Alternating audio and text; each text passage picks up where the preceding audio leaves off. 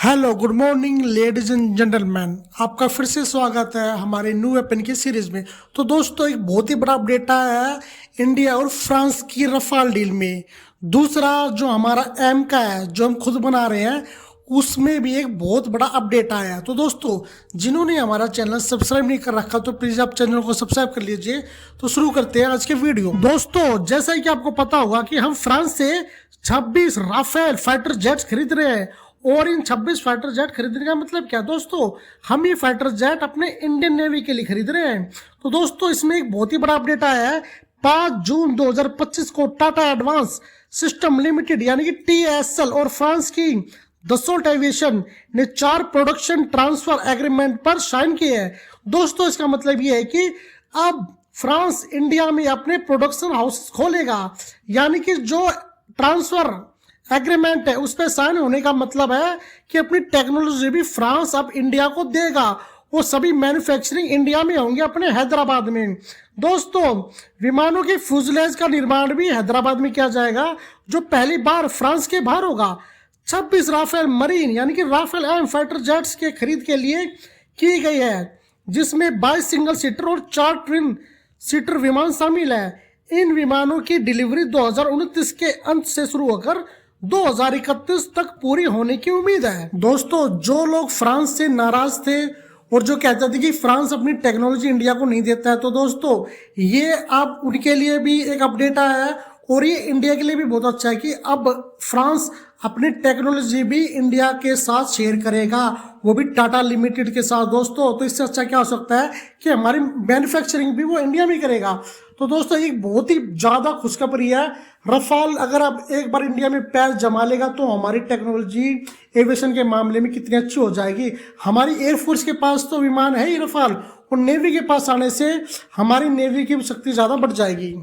दोस्तों मैंने आपको इंडिया और फ्रांस के बीच में जो रफाल नेवी के लिए जो विमान हम खरीद रहे हैं उनका अपडेट दिया है। दोस्तों अब जो दूसरा अपडेट है वो भी बहुत अच्छा है। दोस्तों दूसरा अपडेट है एम का विमान के लिए। एम का जो हमारा फाइटर जेट है मार्क 1 यानी कि मार्क 1 मतलब 5th जनरेशन का जो विमान है, और दूसरा मार्क 2 यानी कि 6th जनरेशन का जो हमारा स्टेल्थ विमान है, उसके लिए भी बहुत बड़ा अपडेट आया है। दोस्तों जैसा कि एयरफोर्स चीफ ने कहा था कि हमें डिलीवरी होने में विमान जो फाइटर जेट है डिलीवरी होने में बहुत टाइम लगता है, हम मैन्युफैक्चरिंग ढंग से नहीं कर पा रहे, टाइम पे नहीं मिलता हमें विमान। तो DRDO चीफ ने एक डेट दे दी, निर्धारित डेट के, इस डेट को आपको एम का विमान मार्क 1 और 2 मिल जाएगा।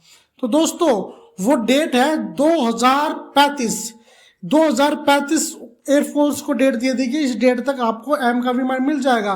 पर फिर भी एयरफोर्स चीफ ने बोला है कि ये डेट बहुत ज़्यादा 4-5 साल ज़्यादा लंबी है। अगर आप 2030 या 32 के आसपास दे दीजिए तो बहुत अच्छा होगा, क्योंकि दोस्तों विमान की टेस्टिंग होती है और पायलट्स भी रेडी करने पड़ते हैं तो टाइम लगता है।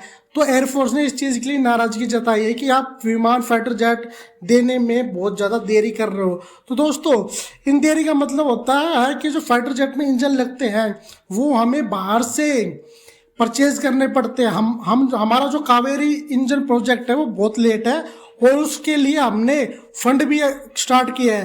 तो दोस्तों अगर कावेरी इंजन प्रोडक्शन हमारा जल्दी स्टार्ट हो जाता है और कावेरी इंजन हमारा जल्दी बन जाता है तो हमारा जो तेजस MK1 है उसके लिए बच्चा हो जाएगा, और जो हमारा जो एम का वाला जो फाइटर जेट है 6th जनरेशन का उसके लिए भी बहुत अच्छा होगा। तो दोस्तों हम ये अब मैन्युफैक्चरिंग खुद ही करने लग रहे हैं। और जो डेट दी है DRDO ने, उस डेट के बारे में आप क्या कहना चाहोगे कि वो डेट कितनी लेट है, या फिर हमारा जो एयरफोर्स चीफ है आप उसके बयान से कितने सेटिस्फाई हो? तो जरूर आपको कमेंट बॉक्स में लिखना। दोस्तों आज के अपडेट आपको हमारे कैसे लगे जरूर आप हमें बताना और चैनल को सब्सक्राइब करना प्लीज, हमें आपके सपोर्ट की बहुत जरूरत है, और वीडियो को लाइक करना। Thank you.